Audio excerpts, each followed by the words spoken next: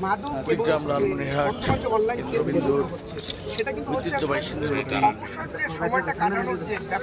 বললেন ত্রাণমন্ত্রী আসাদুল হাবিব দুলু। এই ধরনের কিন্তু গ্রামেও কিন্তু এখন দিন দিন মাটির সংখ্যা কমে আসছে, এই জন্য কিন্তু এই বিষয়টা বেড়ে যাচ্ছে।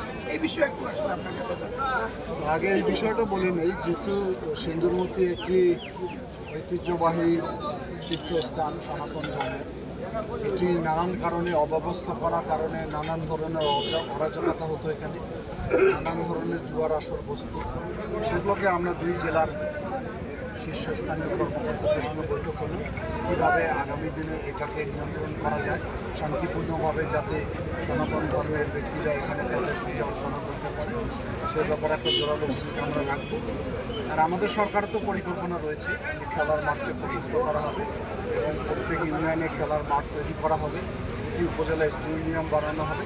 খেলা এবং সাংস্কৃতিক অঙ্গনে মানুষকে ফিরে না নিয়ে আসলে অবসর এবং অলস মানুষের ভিতরেই এই ধরনের কাজের সৃষ্টি হয়, সেটি আমরা সরকারের পক্ষ থেকে অত্যন্ত গুরুত্বসরে বিবেচনা করতেছি। মানুষ যাতে করে খেলাধুলার মধ্যে সাংস্কৃতিক অঙ্গনে বেশি বিচরণ করলেই মানুষের মননশীলতাটা বাড়ে, এটাই আমাদের ভবিষ্যতের এই সিন্ধুমতি আমরা কিন্তু প্রায় 300 বছরের উপরে সেখানে আমরা চাচ্ছি যে আমাদের এই সদরের ভিতরে আসলে এমন একটি বিনোদন কেন্দ্র এখানে হোক, যেখানে দেশের মানুষ তো বটেই, বিদেশ থেকেও যেন পর্যটকরা আসে। আমরা শুনেছি যে আপনি ঢাকা থেকে আর্কিটেকচাররা এনে এখানে ডিজাইন করেছেন। আগামীর পরিকল্পনাটা এই পুকুরটাই যাতে আগামী দিনে শুধু আমাদের অঞ্চল নয়, বাংলাদেশের মানুষের দর্শনীয় স্থানে পরিণত হয়, সে ব্যাপারে আপনারা একটু আগে শুনেছেন যে জেলা প্রশাসক থেকে এটা সীমানা নির্ধারণ করে দেওয়া আছে। অনেকগুলো জায়গা জবরদখল হয়েছে, সেটা পুনরুদ্ধার করা হচ্ছে।